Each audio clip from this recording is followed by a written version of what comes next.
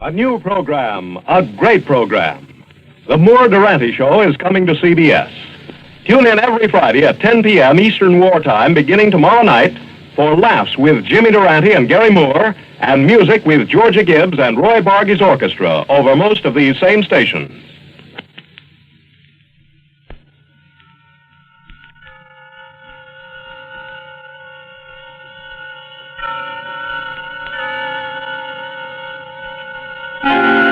Suspense.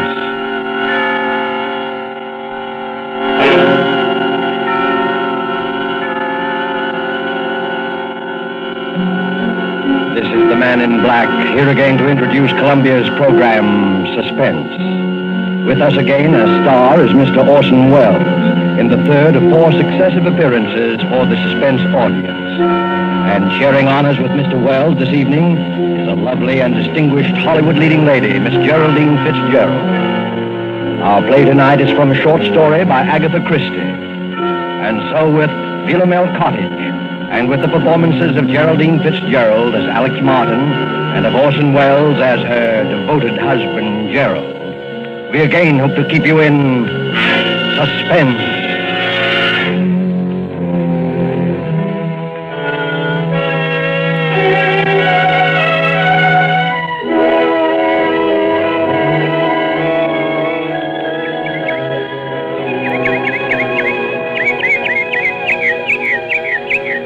Philomel Cottage. What's that, Alix?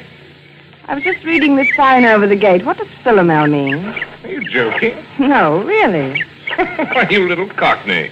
You've been here for 3 weeks and you still don't know. Philomel is another name for the bird that's supposed to sing only for lovers. You've been hearing it every twilight. Oh, nightingale. Of course. That sign, Philomel Cottage, is the main reason I wanted this place for us.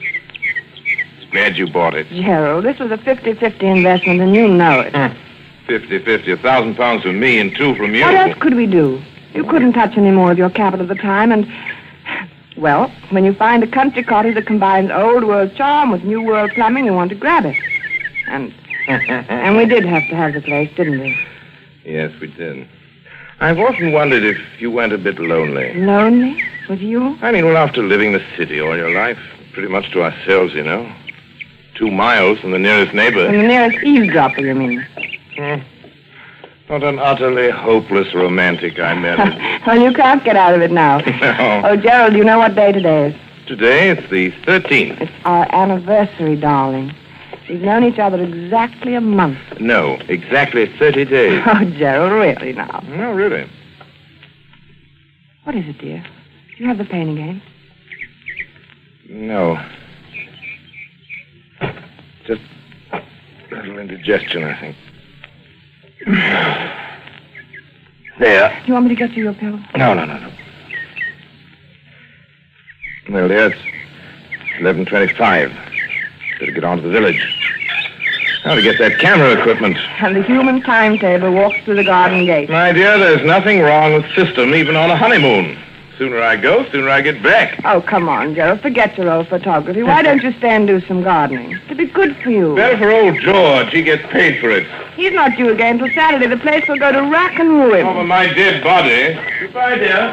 Don't walk too fast, dear. Remember the last time. Be careful, darling.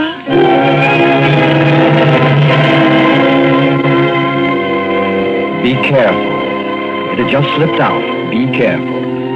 Alix Martin swinging there on the garden gate, smiling out her happiness across a part of England that was as remote and placid as any you'd care to find, wondered why she'd said such a ridiculous thing. If this were London, say, that would have...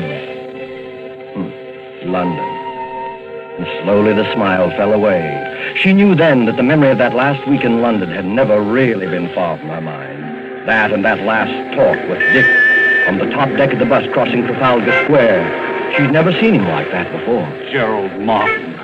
I tell you, Alix, the man's a perfect stranger to you. You know nothing about him. I know that I love him. How can you know in a week?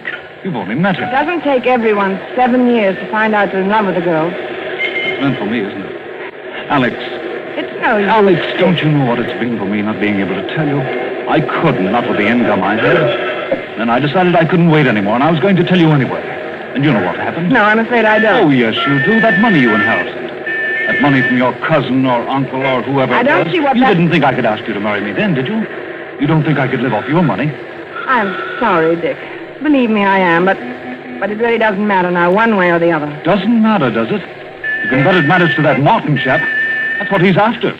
You mark my words, he's after your money. Dick, it might interest you to know that Gerald has money of his own, far more than I have. And more than I have. Maybe that's the Oh, difference. I've had enough of this. I'm getting off at the next stop. Alix, please. All right, but let me tell you something. If you think I'm going to let Gerald cut me out and not do anything about it, you're very much mistaken. I'll catch up with him, do you hear? I'll catch up with him if it's the last thing I do.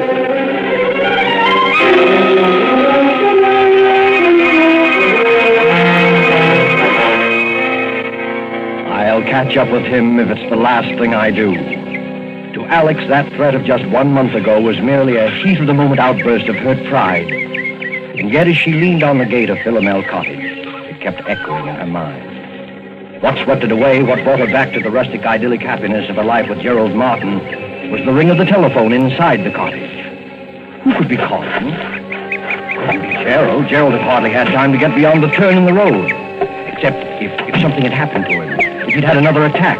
Maybe one of the villagers was trying to call to say that he... Well, she hurried then, and her hand shook a trifle. Hello? Alix, this is Dick. What? Who did you say? Dick? Why, Alix, what's the matter with your voice? I wouldn't have known it. It's Dick. Dick Winterford. Oh, well, where are you? At the Traveler's Arms. That is the right name, isn't it? Or aren't you acquainted with your village pub? You mean you're here? Yes, I'm on a holiday doing a bit of fishing. Any objection to my looking up you two good people this afternoon? Oh, no. No, you mustn't. Why, Alix. I beg your pardon. Of course, I won't bother you if you'd rather I did. I'm sorry, Dick. I only meant that we'd be away this afternoon. Won't you come this evening? Thanks very much, but I'll probably be away by then. Depends upon whether a pal of mine turns up or not. Goodbye, Alix. Goodbye, Dick, and I hope that... Best of luck.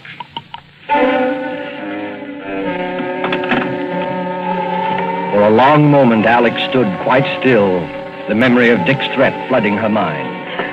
She walked across the spacious oak-beamed living room, and by the time she reached the side porch, she'd made up her mind. Much as she hated deceit, she would say nothing to Gerald of Dick's call. She stepped out into the garden, and for the second time that morning got a surprise. There, big as life, was her gardener, busily trimming the hedge. Why, George. I thought we agreed that Saturday was your day here. I thought as how you'd be surprised, Mrs. Martin. There'll be a fair over the Squires on Saturday, and I says to myself, Mr. and Mrs. Martin, they won't take it amiss if I comes for once on a Wednesday instead of a Saturday. No, of course not, George. Then I thought, too, as I might as well see before he goes away so as to learn your wishes with the boarders. Before I go away... To London tomorrow. Me? Going to London tomorrow? Where did you hear that? Met Mr. Martin down the village yesterday. He told me you was both going away to London tomorrow, and it was uncertain when you'd be back again. I didn't... Now, don't tell me you and the master is disagreeing already. Hmm? Oh, no, naturally not. The trip just slipped my mind. Get on with your work, George. Listen, never could understand why anybody'd want to go up to London, though. Like Mr. Ames, what used to have this house. He went up there, not to live, mind you. Yes, and after fixing up this place like he did, with taps all over everywhere, well, you're going to take a loss, I says to him when I sees the place up for sale. Ain't everyone as will have your fed for washing themselves in every room in this house, in a manner of speaking. But George, he says to me, I'll get every penny of £2,000 for this house. And sure enough, he did. He got 3,000. 2,000. Some he was asking was talked of at the time. And very high figure it was thought to be. No, George, you see, I gave 2 and, well, it really was 3,000. Yeah, don't tell me that Mr. Ames had the face to stand up to say 3,000, brazen like, in a loud voice. He didn't say it to me, he said it to my husband. I guess I'll do some spading now. The price was 2,000.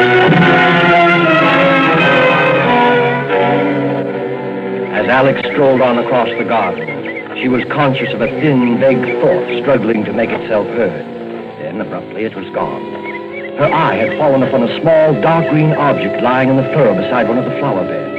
Gerald's diary. Her husband's pocket diary. She picked it up and opened it, scanning the entries with some amusement, once again reminded of Gerald's enslavement to time and system.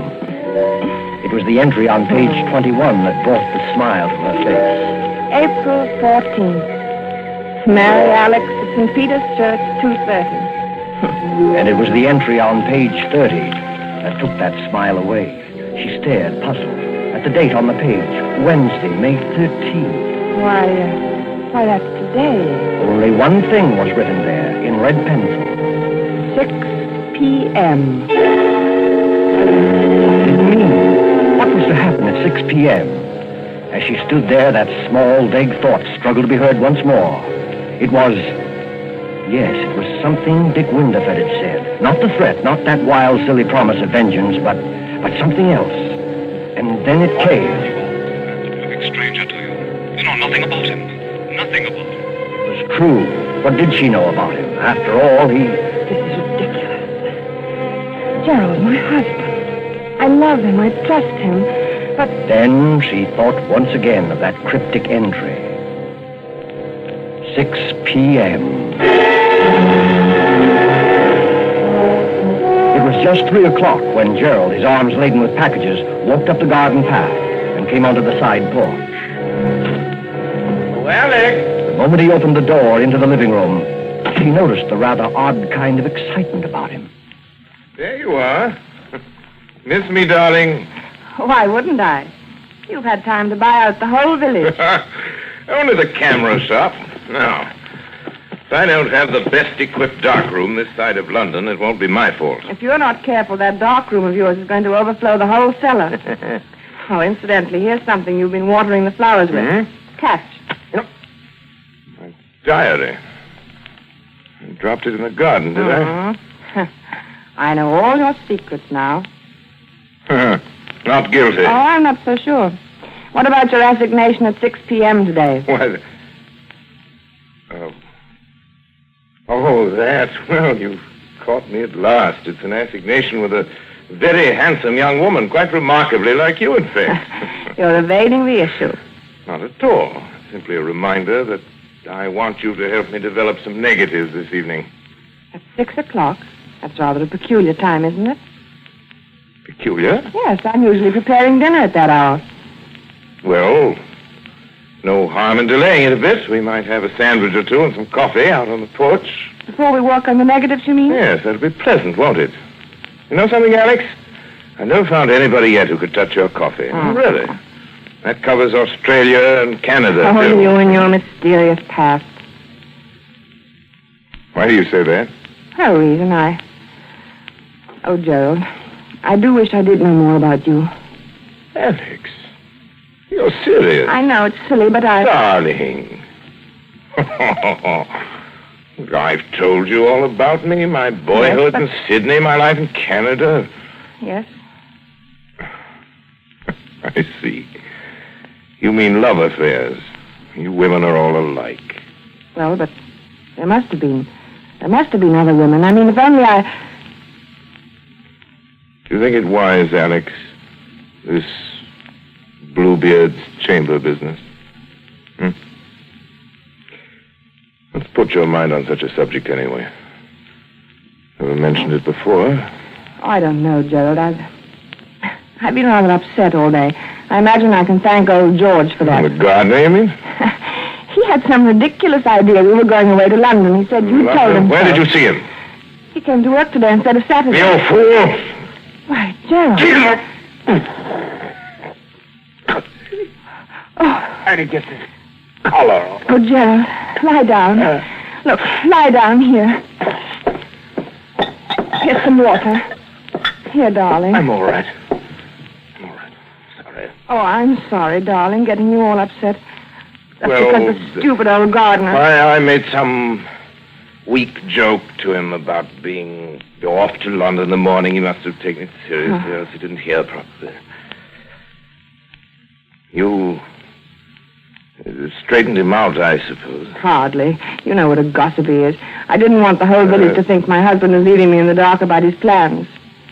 Are you all right now? You told him we were going then? Naturally. Yes, of course. Sorry you were placed in that kind of a situation, darling. I don't suppose you ran into anybody else today. This far from the world, Gerald? It isn't very likely, is it? Gerald. No, not another word. No, not another word. You aren't yourself now. It's quite plain.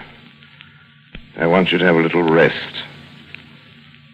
You'll be right as rain by 6 o'clock. Must you do those photographs tonight? After all, you don't seem so well yourself. Dear, when one sets a time to do something, one should stick to it. It's the only way to get through one's work. All right, up with you. Upstairs to your bed now. Very well, dear. I'll be getting things arranged in the dark room.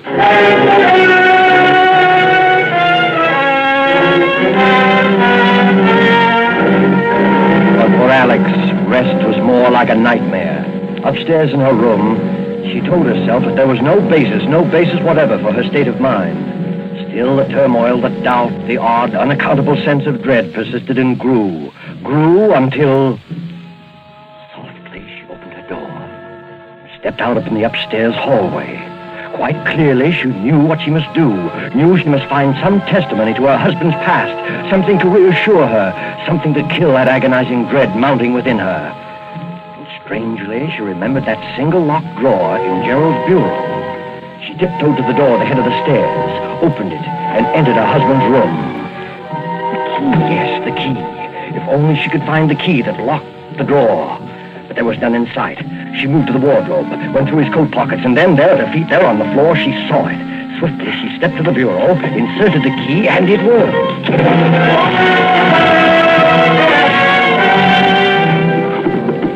Alix Martin opened the drawer, looked down upon a small packet of letters tied with a light blue ribbon. And when she saw the uppermost envelope, her face reddened with shame.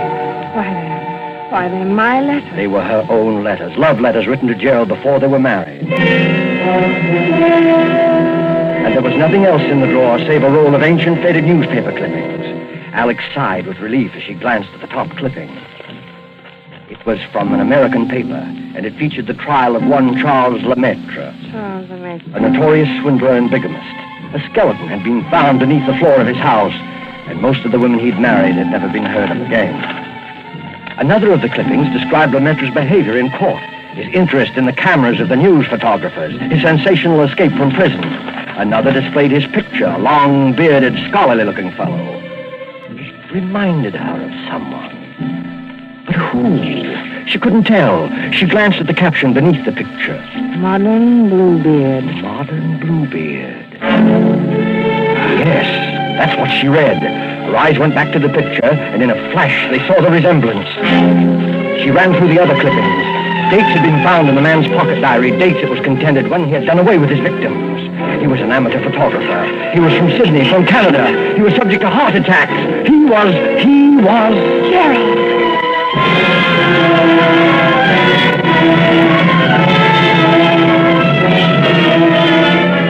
The room whirled around her. Dick had tried to warn her. Dick had been near her that morning. She turned him away. It was then that she noticed the sound. She turned toward the bright new pipe in the corner running up through the room. From below, near its base, something was striking that pipe, as though someone were... That was it. As though someone were digging. Lemaitre was preparing the dark room for the latest one of his victims. 6 o'clock. That was the date, 6 o'clock. Less than an hour from now. Suddenly, all the jigsaw pieces shot into place. The money paid for the house, her money only. The bond she'd entrusted for his keeping. And suddenly she heard no sound. The digging had stopped. She must escape from this house at once before he came up. The clippings, right back in the drawer. Don't lock it, don't bother, just get away. She rushed to the door, out to the hall, and stopped frozen.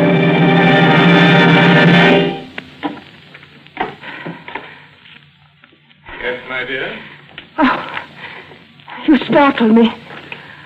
I was just trying to find your nail file. Were you, dear? Well, that's nothing to look so guilty about now, is it? Well, come on down. Getting late, you know. Gerald, I... Just have time to make the coffee and sandwiches. Before we do the pictures, that is. I'll be right down, darling. As soon Oh, as but we really mustn't delay, must we? Coming, Alix? Very well. Now, that's better. Here, let me give you a hand. Never mind, Why, Gerald. Alix, how cold you are. Cold. Yes, I am, rather. Well, that'll soon pass away, I'm sure. Hurry along, dear. Hurry along? Yes, into the kitchen. Alix, what is the matter? Nothing. I'll be all right. The kitchen. Yes, I'll fix us something in a second. You just sit here in the living room and... No, the porch. That'll be more comfortable, won't right. it? And I'll be right with you. Splendid, Alix. I'll just... No, of course not. What, Gerald? How rotten of me not to have suggested it. Since you're feeling a bit under par, you can probably do with some help. I'll come with you.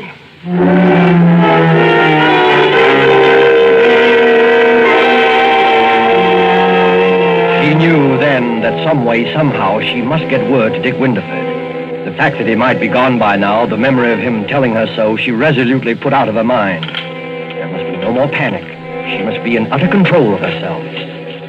Alix, carrying the coffee out to the porch, glanced at the clock upon the mantel. 10 minutes till 6. Her very life hung by those next 10 minutes, by her ability to think coolly and swiftly, because standing beside her was a man as determined as he was insane. A pity you're so abstracted, my dear. What? Why do you say that? Well, because you're missing the loveliest sight you're ever likely to see again. Look out beyond the garden. First soft shades of twilight. Twilight. Over Philomel Cottage. Now, I say, Alix, you are below par. What do you mean? First time you've ever slipped on the coffee. You must have tossed in the entire canister. I'll be more careful after this. Oh, dear. That reminds Alix, where me. are you going? Nothing to get excited about, Gerald. I forgot to order meat for tomorrow. I'm just going to phone the butcher. The butcher this time of evening? He generally stays late on Wednesdays. I'll be right back, darling. Don't shut the door, Alix. It keeps the insects out of the living room. You're not afraid I'm going to make love to the butcher, are you?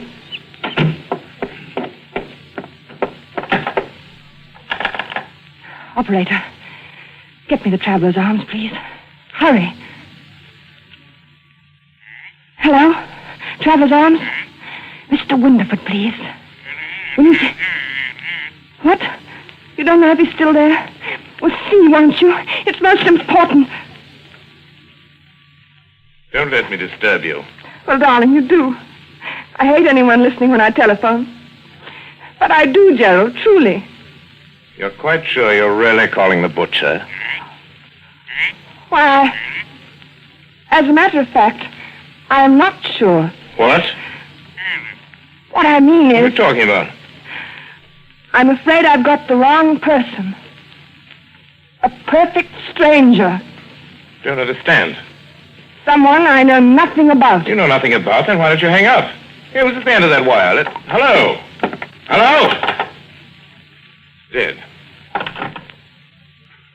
All right, my girl. Might as well get started. We're late now. Late? Precisely 3 minutes past 6. Why, Gerald, it won't be 6 o'clock for 8 minutes. Look at the clock there on the mantel. I don't go by that relic. I go by my own Gerald, wristwatch. listen. Stop pacing and listen to Well? me. I don't feel up to it tonight. I'm upset. I'm tired. Alix, I promise you, you won't be a bit tired after it's over. I'm not going to wait 1 minute longer. I won't do it. Come along, I'm not Alix. coming with you. Come along. No. I'll carry you. No. You will, you hear? Stop. You will. I've got something to tell you. Something to confess. Confess? Yes, to confess. Something I ought to have told you before. I've had my secret past, too. Former lover, I suppose. In a way, but something else. You'd call it, yes, I expect you'd call it a crime. Crime? You? Yes. I don't believe it. Yes. You better sit down, Gerald. There. I told you I'd never been married before. That wasn't entirely true. There was a marriage. When I was 22, he was an elderly man with a little property.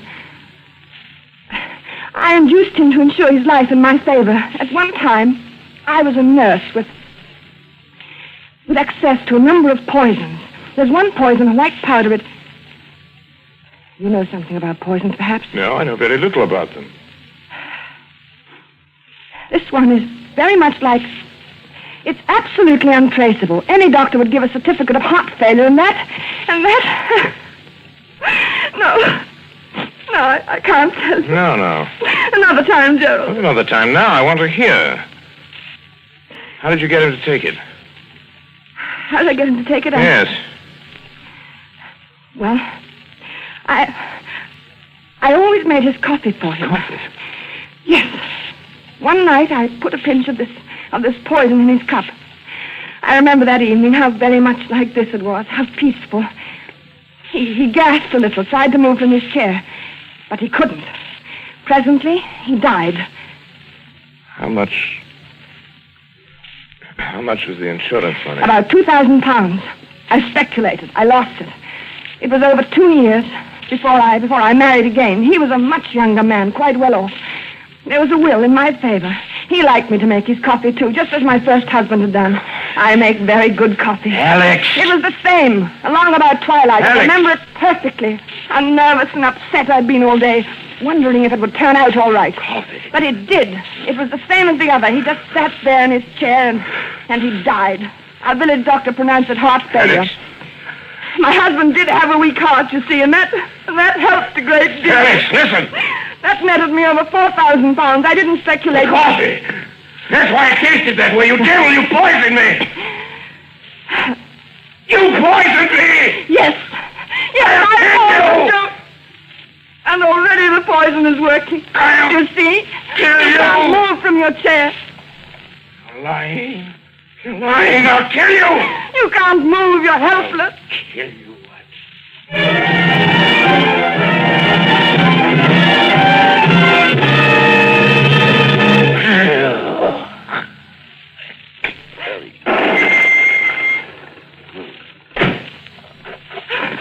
Alix, all right. Here. What have they done to you, Alix? Constable, go see what's been happening in that room. Right, sir. You came. You did hear me. Oh, you silly girl. You went to the trouble to call me up and talk about someone you knew nothing about. I certainly knew enough to come. Excuse me, sir. What did you find, Constable? A man sitting in a chair. Heart trouble, it looks like, sir. And Yes? well, sir, he's dead. Your husband, ma'am? You might say a perfect stranger. He was just sitting in his chair and presently he died.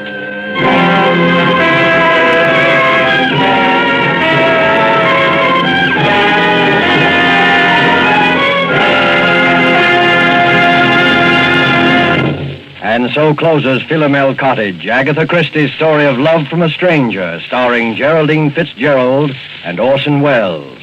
Tonight's tale of Suspense. This is your narrator, the man in black, who conveys to you Columbia's invitation to spend this half hour in suspense with us on October 19th, 1 week from Tuesday, when Orson Welles will again be our star. Our next broadcast in the series will be Tuesday, October 19th at 10 o'clock Eastern Wartime, 7 o'clock Pacific Wartime. The producer of Suspense is William Spear, who tonight also directed the broadcast, and who, with Wilbur Hatch and Lucian Malowick, conductor and composer, and Harold Medford, the radio author, collaborated on tonight's Suspense.